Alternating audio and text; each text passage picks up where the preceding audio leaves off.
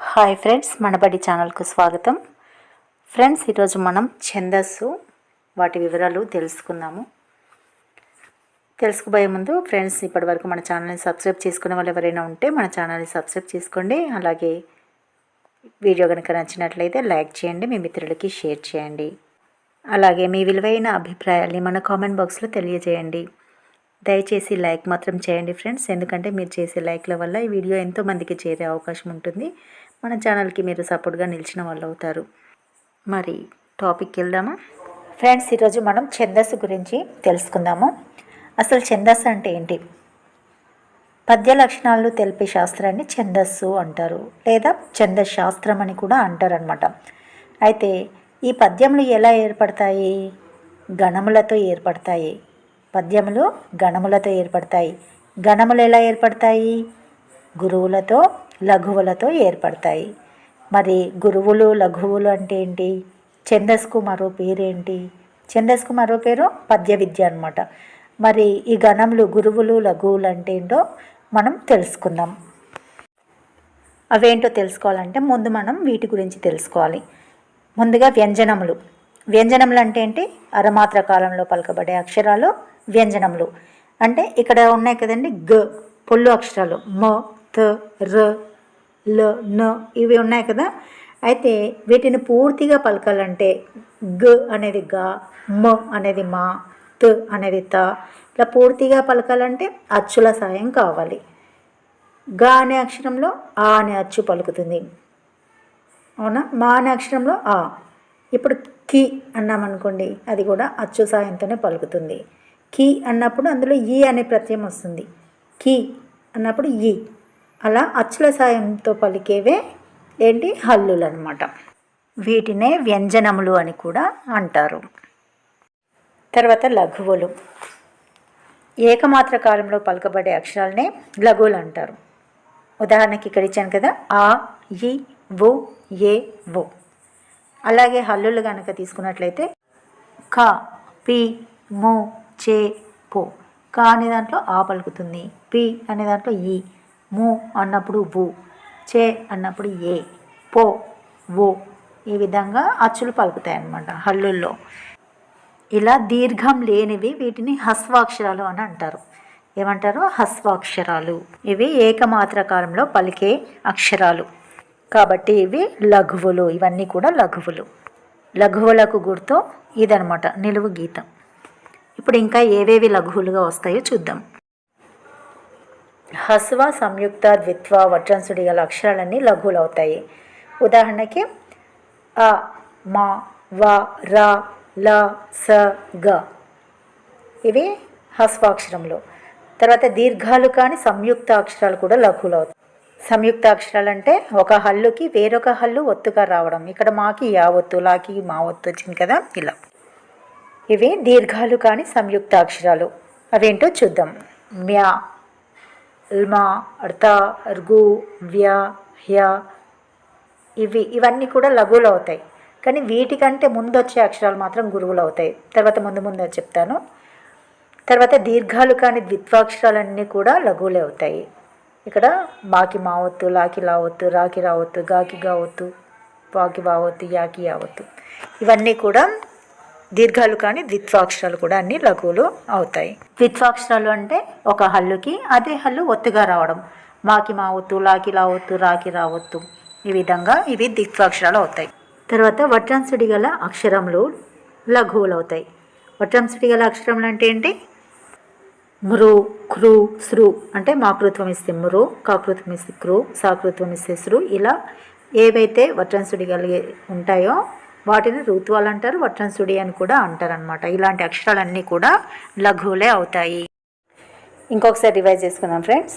హస్వాచ్చులు అన్నీ కూడా లఘువులు. హస్వాచ్చుల మొత్తం ఎన్ని హస్వాచ్చులు? అ, ఈ, ఉ, రు. ఇది ఇంకొకటి లు అనేది ఉంది, ఇప్పుడు ఇది వాడట్లేదు ఫ్రెండ్స్. ఇది ఇంతకుముందు వాడేవాళ్ళు కానీ ఇప్పుడు వాడట్లేదు. తర్వాత ఏ, ఓ ఇవన్నీ కూడా 7. ఇవేంటి? లఘువులు. హస్వాక్షరాలన్నీ లఘువులు. తర్వాత హస్వాచ్చులతో కూడిన హల్లులు లఘువులు. హస్వాచ్చులతో కూడిన హల్లులు ఏవైతే ఉన్నాయో క, చ, మే, రు, పో, పే మొదలైనవన్నీ కూడా లఘువులే అవుతాయి. ఇవన్నీ ఇంతకుముందు చెప్పుకున్నాం కదా ఫ్రెండ్స్. వటుసుడి గల అక్షరాలు హస్వాక్షరాలు అన్నీ కూడా లఘువులు. Crew through వృ ప్రు. తర్వాత సంయుక్త అక్షరాలు ఇవన్నీ కూడా లఘువులు. తర్వాత ద్విత్వాక్షరాలు ఇవి కూడా లఘువులు. తర్వాత దీర్ఘాచ్చులు అన్నీ కూడా గురువులు. దీర్ఘాచ్చులు మొత్తం ఎన్ని? 9 అనమాట. ఆ, ఈ, ఊ, రు ఇది ఇప్పుడు వాడకంలో లేదు. తర్వాత ఏ, ఐ, ఓ, ఔ. ఈ ఐ, ఔలను ఫ్లుతములు అని కూడా అంటారు, వృద్ధులు అని కూడా అంటారు. అంటే ఇవి త్రిమాత్ర కాలంలో పలికేవన్నమాట. ఐ, ఔ. తర్వాత దీర్ఘాచులతో కూడిన హల్లులు అన్నీ కూడా ఏమవుతాయి? గురువులు. దీర్ఘాచులతో కూడిన హల్లులు అన్నీ కూడా గురువులు. ఇక్కడ కాకు దిగమిస్తే కా, గీ, చూ, శ్రు, నే, రై, పో, భౌ. ఇందులో రై, భౌ అనేది త్రిమాత్ర కాలంలో పలికేవన్నమాట. ఇవి కూడా గురువులే అవుతాయి. తర్వాత విసర్గతో కూడిన అక్షరాలన్నీ కూడా గురువులు. అవి ఎలాగంటే ఆ పక్కన 2 సున్నాలు. ఆహా, ఆహా ఉంటుంది కదా, అది విసర్గ. దుఃఖము, దు పక్కన విసర్గ వచ్చింది. దు అనేది గురువు. ఈ విధంగా విసర్గాలు ఏవైతే వస్తాయో అవన్నీ గురువులు అవుతాయి. తర్వాత నిండు సున్నాతో కూడిన అక్షరాలు గురువులు. ఇక్కడ ఉదాహరణకి పంట, పాక్సునైతే పమ్ ఉంది. పమ్ అనేది గురువు అవుతుంది. ట అనేది లఘువు అవుతుంది. అందము, అమ్ అనేది గురువు అవుతుంది. ద, ము ఇవి దీర్ఘాక్షరాలు కాబట్టి ఇవి లఘువులు అవుతాయి. పమ్, అమ్ అనేవి గురువులు అనమాట. తర్వాత పొల్లు హల్లుతో కూడిన అక్షరాలన్నీ గురువులు. ఉదాహరణకు నెన్, వుల్, అతనిన్, నిన్, వుల్ అనేవి 2 అక్షరాలు కలిపి ఒకే అక్షరంగా చెప్తారు, దాన్ని గురువు అంటారు. వుల్ అనేది 2 అక్షరాలు కానీ అది ఒక్క అక్షరం కింద గురువు అవుతుంది. ఇప్పుడు సంయుక్తాక్షరాలకు ద్విత్వాక్షరాలకు ఏ విధంగా గణాలు చేయాలో చూద్దాం. సంయుక్తాక్షరాలకు ముందున్న అక్షరాలు గురువులు. ఉదాహరణకు కన్యా ఉంది. కా అనేది గురువైంది. న్యా అనేది సంయుక్తాక్షరం కదా, అది లఘువైంది. ఇక్కడ సంయుక్తాక్షరం కంటే ముందు ఉన్నది హస్వాక్షరమైనా సరే అది గురువైంది. ఈ విధంగా మీరు గుర్తించాలి. తర్వాత నవ్య, సంయుక్తాక్షరం కంటే ముందు నా అనేదానికి గురువు వచ్చింది. అలాగే రమ్య సంయుక్తాక్షరం ఉంటుంది, దాని ముందు అక్షరం గురువైంది. అలాగే పిల్చు, పద్మ ఇవన్నీ కూడా సంయుక్తాక్షరాలకు ముందున్న అక్షరాలన్నీ కూడా గురువులే. అలాగే ఇలా అన్ని సంయుక్తాక్షరాలకి గురువులు మాత్రం కావు. ఇక్కడ మీరు ఒకటి గుర్తించాలి. ఇక్కడ ఇంకో ఎగ్జాంపుల్ ఇస్తున్నాను. నాకు శ్వాస ఆడుట లేదు. ఇక్కడ శ్వాస అని ఉంది. మరి ముందక్షరము గురువైందా? కు అనేది, కానీ లఘువైంది. అది ఎలా? ఎందుకంటే నానికి అనేది ఒక పదం, శ్వాస అనేది ఇంకొక పదం. అయితే సంయుక్తాక్షరం అనేది ఒకటే పదంలో ఉండాలి.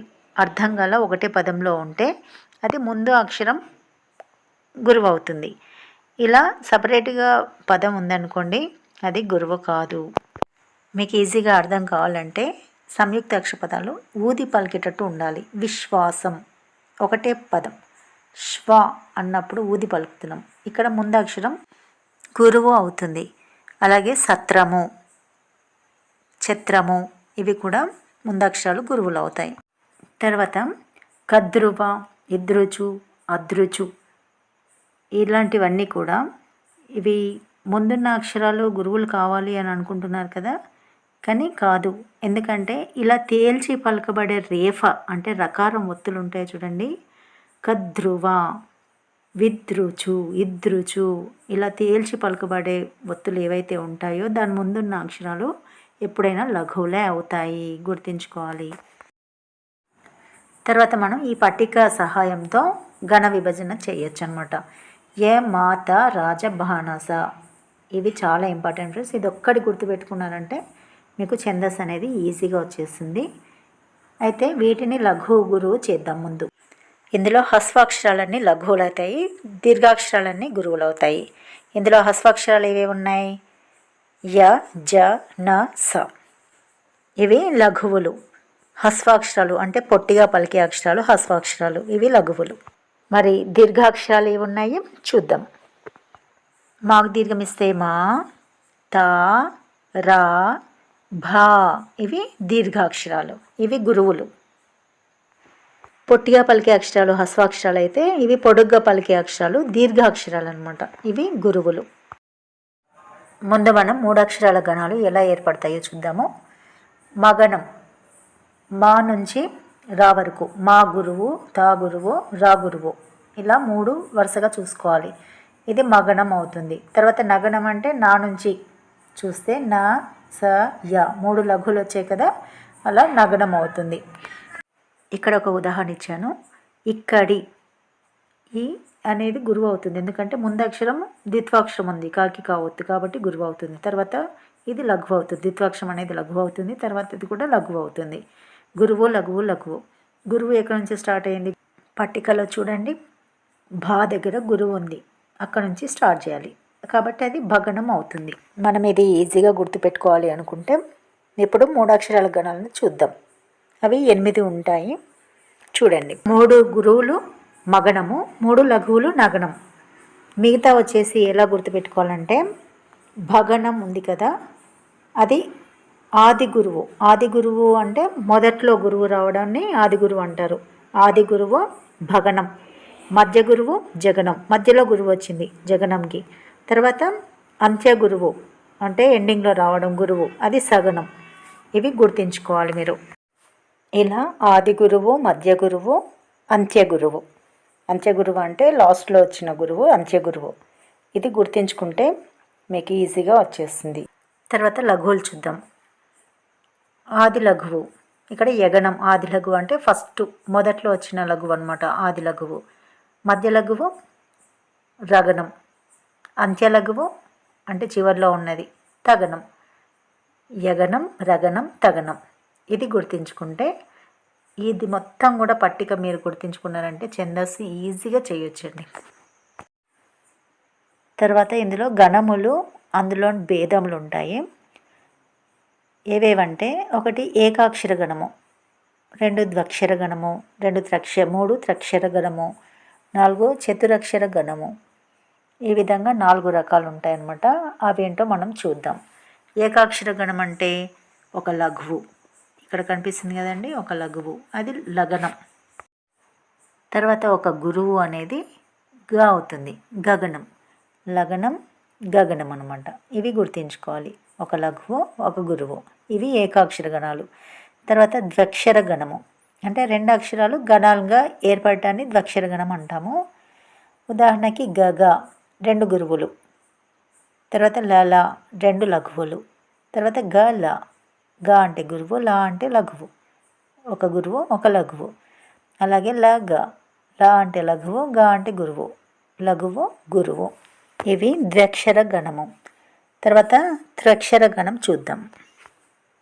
త్రక్షర గణము అంటే 3 అక్షరాలతో ఏర్పడే గణాలు అనమాట. వీటినే త్రక్షర గణాలు అంటారు. ఇందాక మనం ఈ పట్టిక చూసాం కదా ఫ్రెండ్స్, మగనము, నగనము. మగనంకి 3 గురువులు, నగనంకి 3 లఘువులు. ఈ 2 గుర్తుంచుకుంటే మిగతావి ఆటోమేటిక్గా గుర్తుంటాయి మీకు. ఆది గురువు భగనము, మధ్య గురువు జగనము, అంత్య గురువు స్థగనము. అలాగే ఆది లఘువు యగనము, మధ్య లఘువు రగనము, అంత్య లఘువు తగనము, చివరి లఘువు తగనము. ఇవి త్రక్షర గణాలు. తర్వాత చతురక్షర గణాలు చూద్దాం. అంటే చతురక్షర గణాలు అంటే 4 అక్షరాలతో ఏర్పడే గణాలు అనమాట. వీటినే చతురక్షర గణాలు అంటారు.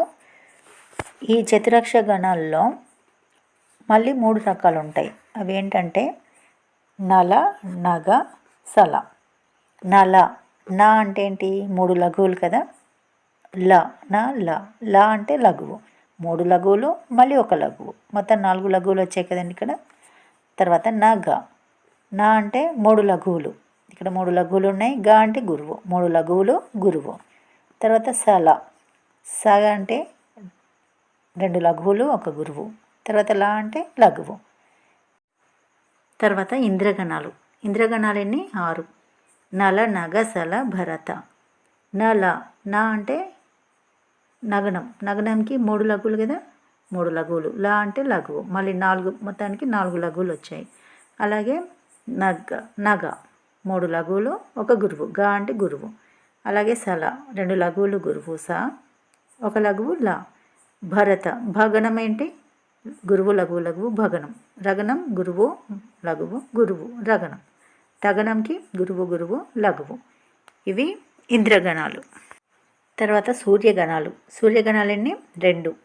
ఒకటి నగనము, లఘువు లఘువు లఘువు నగనం. హగనం, గురువు లఘువు, దీన్ని హగనం అంటారు. సూర్యగణంలను ఇంద్రగణంలను ఏమంటారు? ఉపగణములు అంటారనమాట. ఈ సూర్యగణాలని ఇంద్రగణాలను కలిపి ఉపగణములు అంటారు. అవి వృత్త పద్యాలు, జాతి పద్యాలు, ఉపజాతులు. వృత్తాలు, జాతులు, ఉపజాతులు అనమాట. అయితే వృత్తాలంటే ఏవేవి? ఉత్పలమాల, చంపకమాల, శార్దూలం, మత్తేపం.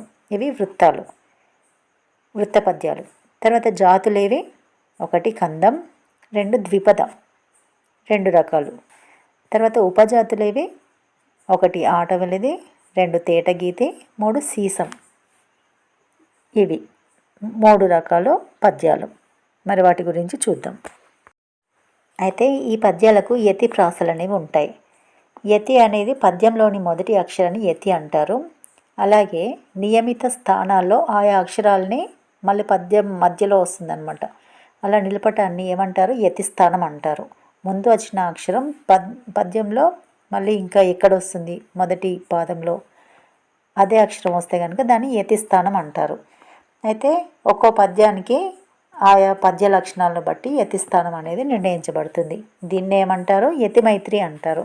ఇక్కడ ఉన్నది భరణ భబరవ అనే వృత్త పద్యంది. అయితే ఇందులో మొదటి యతి అక్షరం ఏంటి? ని. నిండు అని ఉంది కదా, ని అనేది మొదటి అక్షరం. అలాగే దీనికి యతి స్థానం ఎక్కడవుతుంది? భరణ భబరవ అనే వృత్త పద్యంలో 10వ అక్షరానికి యతి చెల్లుతుంది అనమాట. ఇక్కడ 10వ అక్షరం ఏదొచ్చింది? మళ్ళీ నా అని వచ్చింది. చూడండి, నిండు మనంబుతో పని నినన్నని అని ముందు యతి అక్షరం ఏముంది? ని. తర్వాత 10వ యతి అక్షరం నా. దీనికి యతి చెల్లింది కదా. అలాగే 2వ పాదంలో కూడా దానము సేయ గోరి నవధాన్యునకీయగా, దానము. తర్వాత ధాన్యు, ఇది వచ్చింది కదండి, దా. 10వ అక్షరానికి యతి చెల్లింది. అలాగే 3వ పాదం కూడా వస్తుంది. ఇది వేరే వేరే పద్యాల్లోని పాదాలు. అలాగే ప్రాస నియమం కనుక చూసుకున్నట్లయితే పద్యపాదంలో 2వ అక్షరం ప్రాస అంటారనమాట. ఇక్కడ నిండు అని ఉంది కదా, డు అనేది 2వ పాదంలో కూడా డు అనే వస్తుంది. కాకపోతే ఇవి వేరే వేరే పద్యపాదాలు. ఒకటే పద్యం కనుక చూడండి మీరు, ప్రతి 2వ అక్షరానికి ప్రాస, మిగతా పాదాలలో కూడా 2వ అక్షరానికి సేమ్ ఉంటుంది.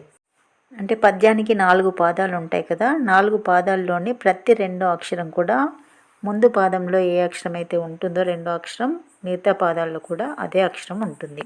గమనించండి, దాన్నే ప్రాస అంటారు.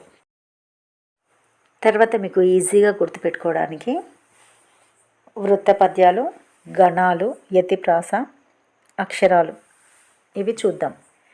ఉదాహరణకి ఓ ఉంది. ఫస్ట్ ఓ చ ష మ ఇలా ఉంది కదండి. ముందు లైన్లో ఓ చ ష మ. ఓ అంటే ఉత్పలమాల, చ అంటే చంపకమాల, ష అంటే శార్దూలం, మా అంటే మత్తేపం. అయితే ఉత్పలమాలలో భరణ భబరవ అనే గణాలు ఉంటాయి. ఉత్పలమాలలో మొదటి అక్షరం వు, భరణ భబరవలో మొదటి అక్షరం భ. వు భ ఈ 2 తీసుకుంటే పైన ఉంది చూడండి, ఉబ్బస పడింది. శ్యామల మస్తుగా శనగలు తిని ఉబ్బస పడింది. ఉబ్బ అనే ఉబ్బ ఉత్పలమాల, భరణ భబరవ. ఇది మీరు గుర్తుపెట్టుకోవాలి. అలాగే చంపకమాల ఉంది చూడండి. చంపకమాలలో మొదటి అక్షరం చ. తర్వాత చంపకమాలలో ఏమేమి ఉంటాయి? నజబజ జజర, చ న. మొదటి అక్షరాలు చ న. శనగలు, ఇది గుర్తుపెట్టుకోవాలి. తర్వాత ష మ.